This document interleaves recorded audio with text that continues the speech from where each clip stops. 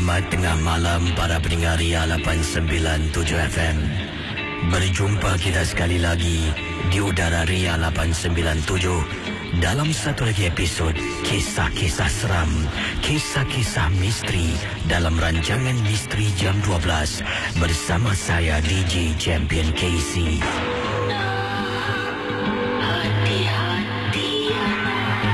Saudara, sebelum kita mulakan dengan kisah-kisah pada tengah malam ini, di sini Kisi ingin mengingatkan anda semua, janganlah mudah kita percaya kita terikut-ikut dengan apa yang diketengahkan dalam rancangan Misteri Jam 12.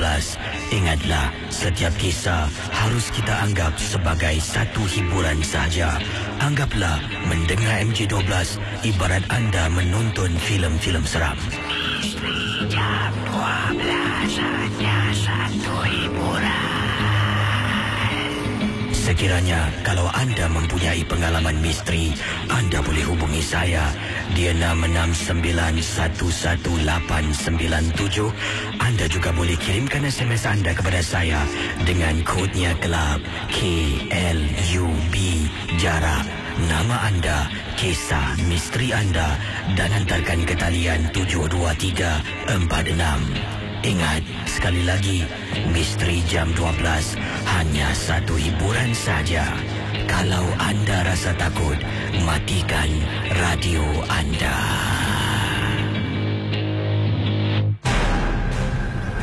Kisah-kisah yang anda dengar merupakan Misteri Jam 12. Tidak ada sebarang bukti yang boleh mengesahkan kebenarannya.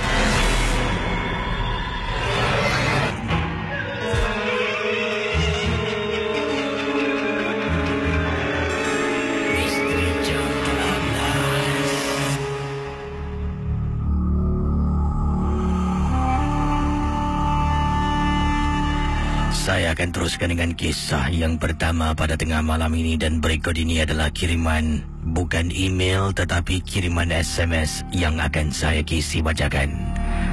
Selamat tengah malam kepada Kisi dan juga pendengar Misteri Jam 12 yang lain. Nama saya Kak Atin. Kak Atin ingin berkongsi satu peristiwa, satu pengalaman yang menyeramkan berlaku ketika Kak Atin dengan suami pada malam yang dimaksudkan saja duduk di kawasan yang dikenali sebagai Jurong Lake. Kisi, di kawasan itu, untuk pengetahuan Kisi, ada beberapa pelajar pernah hanyut mati lemas, dan ada di antara pelajar-pelajar ini yang mayatnya tidak dijumpai ditemui beberapa hari. Dan hanya selepas pasukan-pasukan penyelamat tertentu datang dengan bantuan orang-orang tertentu, mayat budak yang mati lemas timbul secara tiba-tiba. Jadi kata Kak Atin, sejarah itu membuat kakak teringat apabila kakak bersama dengan suami berada di kawasan Taman Jurong di Jurong Lake. Waktu itu kakak dengan suami sebenarnya baru saja balik dari makan malam. Kemudian suami mengajak kakak pergi ke taman dan saja di waktu malam untuk berjalan-jalan, kata Kak Atin. Setibanya di sana, kami pun macam biasalah letakkan kenderaan di tempat letak kereta, dan memang tak ada kenderaan lain kecuali kenderaan kami, sebab pun waktu dah pukul 11 lebih malam. Kakak dengan suami keluar dari kenderaan berjalan menuju ke arah Tasik Taman Jurong. Bila sampai di sana, ada satu pondok kecil. Kakak dengan suami duduk dan kami berbual. Bukan sering kami buat ataupun katanya di sini, bukan selalu kakak dengan suami lakukan kerja macam ni. Duduk bersama dengan suami, duduk berbual pasal rumah tangga dan sebagainya. Ini pun kerana anak kakak kedua-duanya ikut adik ipar pergi ke luar negeri. Barulah ada masa untuk berdating, kata Kak Atin. Sedang kakak dengan suami duduk di sana, kakak rasa tak sedap hati. Kakak rasakan macam ada sesuatu yang tak kena. Antara benda yang kakak dengar adalah terdengar suara tangisan bayi. Datangnya daripada salah satu pohon di sana. Dan bila kakak toleh, memang menyeramkan. Pohon-pohon di sana, Kesi tahu tak, macam pokok ru. di mana ada tali-tali yang panjang terjuntai-juntai keluar dari dahan. Macam itulah. Ada sebatang pohon yang kakak rasa pohon ru yang dalam keadaan cukup menakutkan 11 lebih malam. Bila dengar suara tangisan bayi, kakak bangun. Kemudian ajak suami pulang ke rumah. Suami tanya kenapa, kita baru sampai. Kata Kak Tin, kakak kata tak sedap hati, barulah suami bergerak. Dalam perjalanan, kakak dengan suami jalan terus menuju ke arah tempat letak kereta, kata Kak Atin. Kakak sempat toleh ke belakang. Apabila kakak toleh ke belakang, alangkah terperanjatnya Casey. Suami tak nampak, tapi kakak nampak sebab kakak toleh. Tempat duduk pondok yang sama yang kakak dengan suami duduk awal tadi, terperanjat ternampak seorang wanita, seorang gadis sedang menggendong bayi. Bila kakak nampak, kakak pandang depan balik, makin rapat kakak dengan suami, dan suami langsung tak toleh belakang tengok kenapa dan apa yang berlaku. Sampai rumah, kakak beritahu suami. Suami kata, ya ke? Dari tadi dia duduk, tak rasa apa-apa pun. Saudara, kisah-kisah yang bakal anda dengar dalam Misteri Jam 12, anggaplah ia hanya satu hiburan. Tidak ada sesiapa yang boleh mengesahkan kebenarannya. Kalau anda rasa takut, perlahankanlah suara radio anda. Misteri Jam 12, hanya satu hiburan. Itulah antara kiriman SMS yang pertama saya bacakan untuk anda pendengar Misteri Jam 12 di Ria 897 FM. Dan ingatlah, setiap kisah yang diketengahkan hanya satu hiburan, tidak ada sesiapa yang boleh mengesahkan kebenarannya. Dan kalau ada kisah misteri, anda boleh hubungi saya di 669-11897. Dan dari kiriman SMS Kak Atin ni, mana ni? Ini dia. Beliau mengatakan tempat yang dimaksudkan di kawasan Taman Jurong ni, di Tasik Taman Jurong ni, ada beberapa kematian lemas, para pelajar-pelajar yang mati lemas di sana. Ada juga kes-kes yang pelajar mati lemas tak dapat dicari, beberapa hari kemudian baru timbul mayat tu. Jadi pernahkah anda mendengar kisah yang serupa dengan cerita yang diceritakan oleh Kak Atin? Siapakah di antara anda mungkin di Facebook Ria adalah mungkin anda adalah mungkin pendengar-pendengar yang tinggal di kawasan Jurong? Boleh beritahu saya dan saya akan tengoklah komen pendapat pandangan anda tentang kisah yang diketengahkan awal tadi. Baik, kita akan terus dengan kisah selanjutnya di 669-11897. Hari ini saya akan cuba banyakkan panggilan dan ingat kerjasama anda saya perlukan. Kalau anda nak telefon, radio di belakang sila matikan ataupun jauhkan diri anda dari radio, dan supaya anda tidak diganggu lah bila nak bercerita tu nanti keluar suara lambat, anda pelan, anda terhenti-henti, tersekat-sekat, dan kalau boleh ceritanya jangan terlampau panjang, ringkas-ringkaskan saja. Baik, kita bersama dengan pendengar kita yang pertama pada tengah malam ini. Hello, selamat pagi. Ya, selamat pagi. Ya, siapa bercakap ni? Saya Aizuddin daripada Kota Tinggi Johor. Orang Kota Tinggi Johor. Wah, ini tinggal di kawasan Kota Tinggi ni, rumah teres ke, rumah kampung ke, macam mana ni? Taman Sri Lalang. Oh, di kawasan itulah. Dan ini pengalaman yang anda nak ceritakan berlaku di kawasan rumah anda, dalam rumah anda, macam mana, Cik? Tidak, ni di luar kawasan. Apa yang berlaku? Silakan. Ada dua cerita lah yang pernah saya lalui. Yang pertama, hello. Silakan terus. Saya pun berdebar nak. Ini anda seorang diri kah sedang bercerita ni? Tak, isteri saya dengan menyusukan baby. Silakan pengalaman. Yang pengalaman pertama 2 tahun lepas. Isteri orang Kelantan. Jadi masa tu kami dalam perjalanan balik ke Kota Baru Kelantan.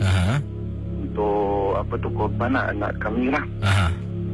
Perjalanan tu saya dalam pukul 3 pagi tu lah. Di persimpangan Rompeng sana dekat Muazzam Shah. Jadinya dekat situ saya merokok. Sebab saya suka drive waktu malam, kenderaan kurang lah kan. Jadi bila time saya merokok tu, anak-anak saya semua belakang dah tidur dalam kereta. Dan isteri saya pun tidur sebelah lah. Jadi saya terbau macam bau wangi tau, Casey. Saya pun gerakkan isteri. Saya cakap, you pakai minyak wangi ke? Mula saya bau macam Infinity, yang minyak wangi yang saya selalu pakai lah. Lepas tu isteri saya dengan mama itu, dia bangun cakap, tak ada lah, I tak pakai minyak wangi tau. Jadinya lepas tu saya buang lah rokok saya tu. Lepas saya tegur tu saya buang rokok tu. Saya naikkan tingkat apa semua lah. Dalam 5 minit gitu, bau dalam kereta saya macam bangkai tau. Jadinya ni saya pun berderau lagi ni. Teringat lagi cerita tu kan. Jadinya kat situ selepas setengah jam jalan, lepas pada jalan tu lah, baru kereta saya normal lah. Bau wangi dan busuk tu hilang lah. Ini dalam perjalanan nak balik kampung di Kelantan lah? Ya betul. Jadi kisah selanjutnya yang anda katakan ada 2 kisah tentang apa tu pula?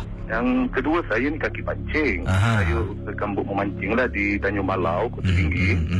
Okey, jadi yang kisah kedua ni saya dengan kawan saya orang Cina lah. Okey, Cina ni sebab apa, kadang-kadang orang Cina ni tak ada pantang larang tau. Dia suka cakap bukan-bukan lah dekat ni tengah-tengah pancing kan. Jadi saya satu kali tu saya punya lebih kurang maghrib lah, lebih kurang dalam 5 minit nak maghrib gitu. Pancing saya kena rentak dengan ikan tau. Saya anggap itu ikan tu lebih kurang dalam skala dalam 10 kilo kata lah. Sebab apa, saya lawan lebih kurang 15 minit jugalah perlawanan tu. Tetapi kesian bila naik ikan tu, dia punya besarnya sebesar macam lighter tau. Jadi warna dia warna emas, keemasan gitu ni. Apa ni macam ni dia cakap macam tu lah kan. Jadinya bila kat situ tu, kawan saya cakap, you jangan cakap macam ni. Apa, you tengok ini ikan pun, yelah saya belek-belek takut ikan tu dah kena hentam dengan ikan besar ke apa kan. Tengok putih dia pun tak ada apa-apa cala ke si. Jadi kat situ kawan saya cakap, dia macam maki Cina. Selang lepas tu saya lepaskan semua lah ikan tu. Tengok ikan tu hidup tau. Saya letak dekat dalam air, ikan tu pun berjalan. Jadi kawan saya yang Cina tadi maki tu, dalam 5 minit lepas tu dia punya joran pula kena sentak. Jadi masa dia tengah lawan tu, dalam lebih kurang 5 minit lah, sekali naik macam satu timbul tau. Bot saya ni lebih kurang panjang 28 kaki. Satu ikan merah besar, dia lebih besar pada bot tu. Itu pengalaman saya tu lah. Lepas tu saya terus potong tali saw saya, terus saya cabut ke situ. Tapi Cina yang kawan saya cakap, tak apalah bagi air lawan. Dia cakap, air punya pancing ni spek boleh naik 20 kilo kat situ, dia cakap kan. Saya cakap, tak apa, nanti kita dekat tebing nanti kita ceritalah. Jadi itulah pengalaman saya Casey. Buat saya tak boleh lupa lah sampai sekarang tu. Terima kasih Cik Din. Sama-sama. Assalamualaikum. Waalaikumsalam warahmatullahi taala wabarakatuh. Tidak teman kita daripada Kota Tinggi, Johor yang berkongsi pengalaman. Berikut ini kiriman SMS yang saya terima daripada pendengar kita. Oh, kebetulan daripada siapa ni? Fairuz berkongsi pengalaman dan katanya waktu itu beliau dalam perjalanan nak pergi ke Kota Tinggi. Ini cerita kebetulan saya terima SMS daripada Fairuz. Dan kata Fairuz, Casey, ini berlaku, kejadian ini berlaku waktu malam apabila saya dengan isteri dengan anak sebenarnya tak tahu. Ada satu jalan dekat Kota Tinggi ni dah tak boleh dilalui sebab dah ditenggelami dengan air. Masih ingat tak Casey ketika Malaysia katanya dilanda banjir teruk? Jadi saya waktu itu memang tidaklah tonton berita dan tak tahu hal tentang sebenarnya apa yang berlaku. Jadi bila sampai dekat satu jalan ni, saya dengan isteri nampak Casey air bertakung dan isteri kata jangan pergi sebab tengok seram lah. Dari mana kami dari mana kami berhentikan kenderaan, kata Encik Fairuz, dari situ kami dapat lihat air yang bertakung dan suami cuba hidupkan high beam tengok sejauh mana lah air bertakung ini. Ingatkan dekat Casey, malah airnya jalannya ditenggelami air dan agak jauh, lebih kurang nak dekat 100 mungkin hingga 200 meter. Jadi kata Fairuz, bila saya dah sampai sana, isteri saya pun kata jangan bang, tak tahu, kita tak tahu berapa dalam. Baiklah, jadi saya pun cubalah reversekan kenderaan. Sedang saya reverse ni, saya pun pusingkan badan saya ke belakang. Alangkah terperanjatnya apabila saya terperasan Casey, jalan raya di Kota Tinggi yang gelap gelita hanya bercahayakan lampu dari kenderaan yang saya pandu. Casey nak tahu, di belakang saya sedang saya reverse, saya ternampak Casey ada perempuan sedang berdiri, rambut menutupi muka, tapi saya nampak sekejap. Bila saya toleh nampak, saya pandang depan balik, kemudian saya istighfar. Astaghfirullahalazim, astaghfirullahalazim, astaghfirullah. Isteri tengok saya, bang, kenapa bang? Bang, kenapa bang? Abang jangan takutkan saya bang Para pendengar Ria 897. Nasib baik anak saya 2 orang di belakang dah jenyak tidur. Bang, kenapa bang? Jangan takut ke saya Casey nak tahu, beberapa saat setelah saya istighfar, isteri menegur saya. Isteri pula toleh. Bang, apa tu bang kat belakang? Awak jangan tengok belakang. Baring sekarang. Saya suruh isteri saya tarik kerusinya dan baringkan supaya dia tak nampak, tak terlihat apa-apa jua yang menakutkan di luar. Bila isteri baring, benda tu saya nampak Casey masih lagi berdiri. Walaupun saya cuba ghostan, dia nampak kenderaan saya masih lagi bergerak ke belakang. Akhirnya saya berhentikan kenderaan. Saya baca dan baca dan baca. Isteri saya sambil baring dekat kerusi tu ikut saya baca Ayatul Kursi. Setelah kejadian itu, saya toleh ke belakang, tengok dah tak ada orang. Barulah saya keluar dari sana. Niat di hati nak pergi ke rumah saudara di Kota Tinggi, terpaksa dibatalkan. Kami makan malam di GB dan pulang ke Singapura. Itulah pengalaman yang menyeramkan. Terima kasih dan juga selamat tengah malam. Saudara, kisah-kisah yang bakal anda dengar dalam Misteri Jam 12, anggaplah ia hanya satu hiburan. Tidak ada sesiapa yang boleh mengesahkan kebenarannya. Kalau anda rasa takut, perlahankanlah suara radio anda. Misteri Jam 12, hanya satu hiburan. Wah, itu dia kisah pengalaman yang telah pun diketengahkan. Jadi itulah, sebelum saya teruskan dengan pemanggil kita seterusnya, terima kasih 2 kisah yang tadi tentang Kota Tinggi. Oh, berani abang tu itulah. Daripada kisah kiriman Cik Fairuz ni, kita boleh ambil iktibar. Jangan jadi katak bawah tempurung. Ya, kena sentiasalah selalu membaca berita di internet ke, di kaca TV, kena menonton dapat ilmu sedikitlah. Jadi kalau kita ada orang ni berilmu, barulah kita tidak akan terjebak dalam situasi yang tidak ingin kita inginilah. Jadi jangan lupa, sekarang ini ada Facebook Singapore Radio Awards 2011 yang telah pun didirikanlah Facebook tersebut, dan anda sebenarnya boleh like Facebook Singapore Radio Awards, dan anda boleh juga mengundi DJ kesayangan anda, tak kiralah dari stesen mana, dari stesen Cina ke, stesen India ke, Melayu ke, Inggeris ke, boleh. Dan di Facebook Singapore Radio Awards ini anda boleh lihatlah, dan undian untuk DJ paling popular akan bermula pada 10 Oktober ini nanti. Jadi untuk keterangan lanjut, anda boleh lungsuri Singapore Radio Awards 2011. Facebooknya di sana banyaklah informasi yang boleh anda dapatkan, dan juga bolehlah tinggalkan komen. Jangan lupa like Facebook tersebut, dan bolehlah tengok gambar DJ yang handsome. Saya tak handsome, tapi saya cute. Baik, saya akan terus dengan kisah misteri yang ini daripada siapa ni? Kak Ramlah kata, apa khabar Casey? Khabar baik. Casey, kakak ingin ketengahkan sesuatu perkara yang menyeramkan. Okey, akan saya baca kisah Kak Ramlah ni. Mungkin ada di antara anda ada simpan benda ni, tapi tak tahulah sejauh mana kebenarannya. Saya akan ketengahkan kisah Kak Ramlah sebentar nanti.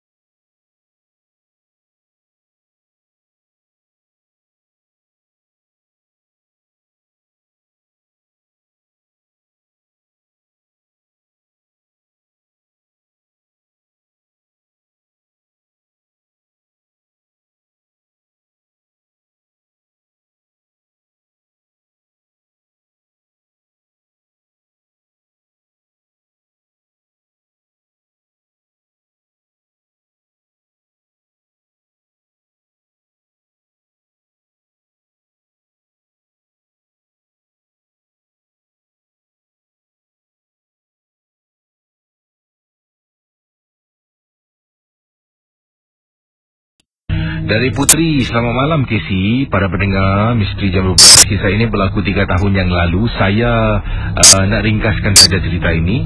Saya dan kawan-kawan saya dahulunya pergi adventure. Salah satu tempat yang kami telah pergi ialah Kubur Kasim. Kami pergi dan dengan menaiki kenderaan dan ada 9 orang semuanya. Bila dah tiba di depan pintu Kubur Kasim, di sana ada pintu besi Casey yang boleh kita gunakan untuk keluar masuk. Kami pun keluar dari kenderaan dan kami masuk ke dalam lah, dan berpecah. Saya dan tunang saya pergi bersama. Casey, tengah-tengah kita jalan tu, tiba-tiba tunang saya ternampak ada seorang makcik ni Casey. Ada perempuan tua lah boleh dikatakan. Ya, boleh saya panggil dia nenek. Di salah satu kubur di Kubur Kasim. Waktu malam kami pergi, nenek tu nampak dah tua sangat. Kata beliau lah, dah tua sangat dengan keadaan yang terbungkuk-bungkuk. Dalam keadaan yang gelap gelita tu, tunang saya bertanya kepada nenek makcik yang dia ternampak. Dia tanya, "Nek, buat apa kat sini malam-malam?" Sedangkan teman-teman yang lain tu sedang jalan lah pergi adventure sendiri dekat kawasan tanah perkuburan yang sama. Jadi lalu nenek tu menjawab, "Oh, nenek ada jual bunga. Siapa datang sini nak bersihkan kubur, nak beli bunga, nenek ada jual. Awak nak beli bunga ke?" Dengan suara terkata-kata dia bercakaplah, berbual dengan tunang saya. Saya di sebelah dah rasa lain macam. Makcik ni macam ada sesuatu yang tak kena. Dalam hati saya, takkanlah makcik jual bunga dekat sini. Jual lah depan pintu masuk ke? Ini dalam tanah kubur, dekat kawasan kubur gelap-gelap malam-malam buta macam ni. Siapa pula yang nak beli? Tapi saya menepis rasa ragu-ragu itu. Malah saya ketepikan rasa ragu-ragu. Tunang saya pun memberi dia duit, tapi dia tak ambil bunga yang makcik jual. Berikan duit sebagai mungkin sedekah kepada makcik yang menjual bunga.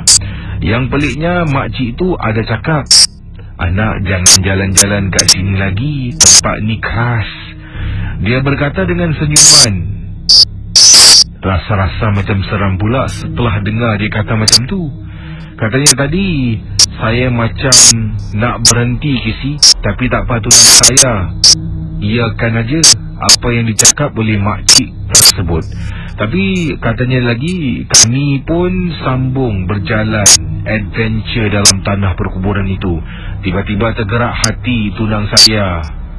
Bila cari makcik tu buat kali kedua, alangkah terperanjatnya, makcik yang tadi kata jual bunga tu dah tak ada Casey. Nenek tua yang jalan terketah tak kuat hilang sekelip mata. Bila kami cuba mencari nenek tersebut, mustahil sangat begitu cepat dia boleh berjalan, sedangkan dia baru saja jalan beberapa tapak. Saya pun cakap dengan tunang, kita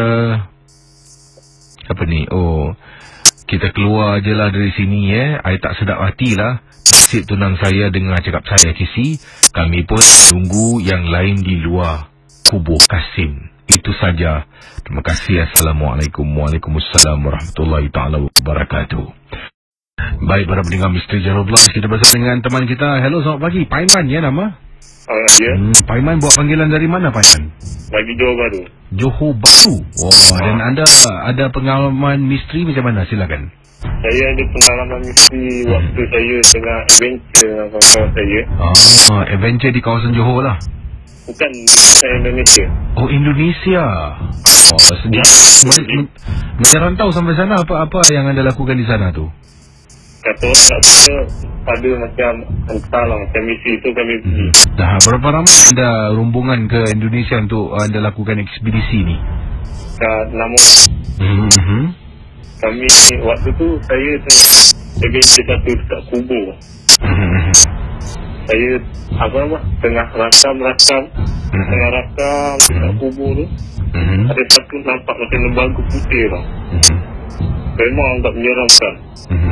Kata kawan saya, itu apa benda tu? Saya cakap, makan lain tak baik lah. Saya cakap, lebih baik kita balik lah.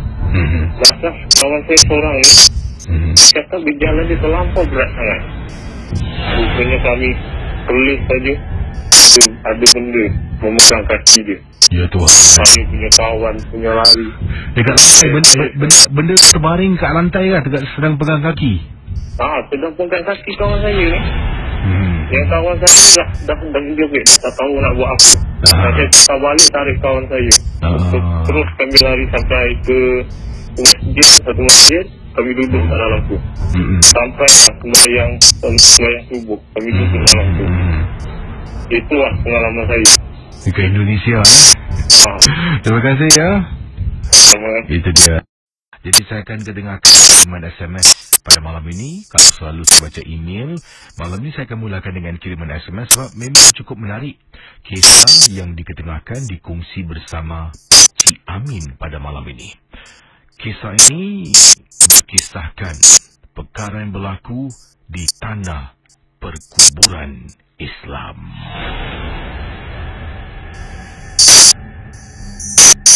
Kisi.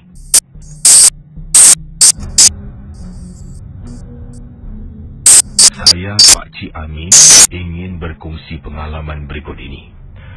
Terima kasih kerana membaca kiriman awal tadi yang dikirimkan oleh anak saudara saya Amin. Dan saya suka mendengar rancangan MJ12, tapi tidak selalu. Bila ada peluang kesempatan, khususnya di Singapura, barulah dapat saya mendengar. Ini kerana saya kadang-kala akan berada di seberang tambak dan kadang akan berada di beberapa kawasan Kepulauan Riau. Bukan apa Kisi, dah tugasan sebagai seorang tukang obat. Sana-sini akan saya turun untuk berikan bantuan. Saya juga ada perguruan. Saya tak nak sebutkan perguruan siapakah yang saya maksudkan saya belajar darinya. Tapi perguruan ini yang pasti bukan dari Singapura. Saya ingin berkongsi pengalaman. Antara perkara yang harus saya lakukan sebelum saya akhiri. Sebelum saya katanya di sini dalam open inverted comma, graduate. Tamat pengajian saya, tamat apa yang saya pelajari sebagai seorang pakar.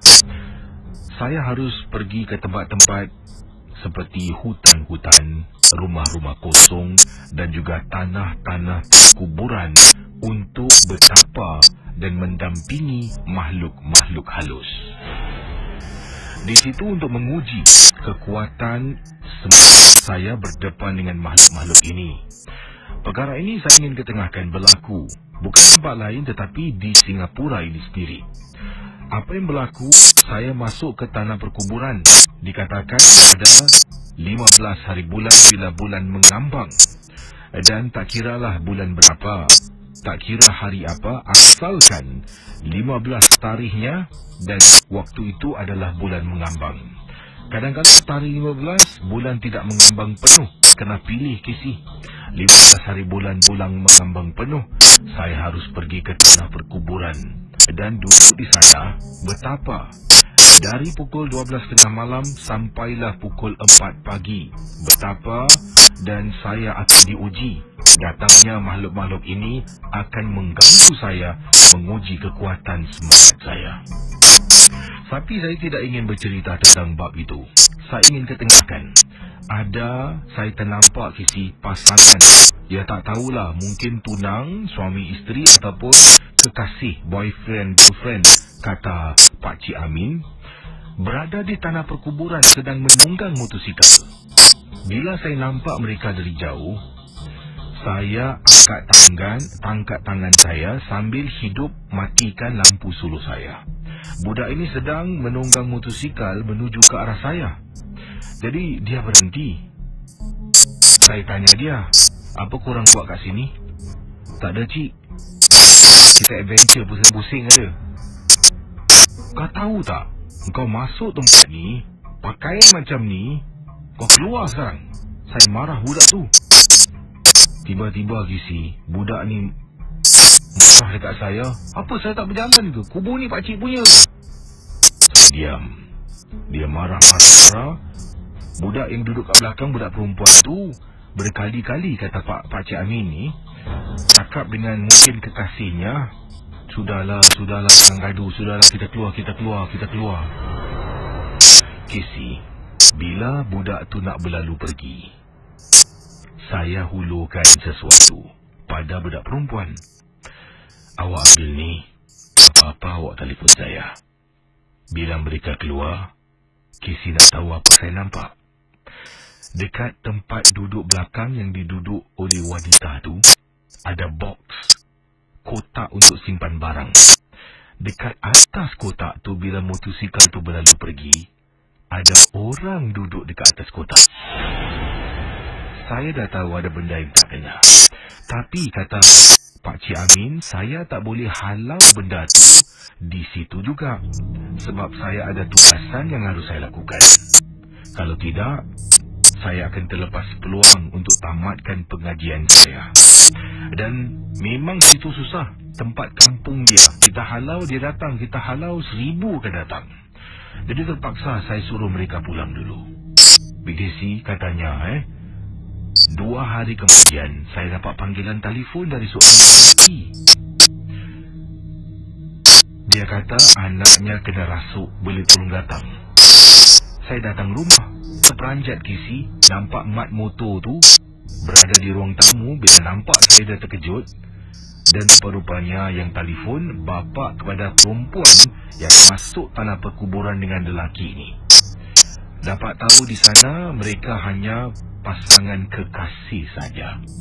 Saya beritahu dekat bapa budak perempuan ni, awak tahu tak, kekasih anak awak ni bawa anak awak tunggang motosikal masuk dalam tanah perkuburan. Casey, budak tu kena tumbuk Casey. Yalah, pasal dialah anaknya hidup sengsara. Dan Casey kena marah berbakul-bakul. Budak tu cuma diam dan tak boleh bersuara. Setelah saya ubatkan, saya harus datang beberapa kali lah. Bukan senang nak menghalau. Sebab benda ini dah betul-betul suka dan berkenan sangat dengan anak pakcik ni. Setelah lebih kurang 2 minggu lebih, saya datang pulang, akhirnya dapat menghalau makhluk yang menghantui. Casey, saya ingin minta bantuan kepada semua para pendengar yang muda-muda ataupun yang tidak mempunyai apa-apa tujuan.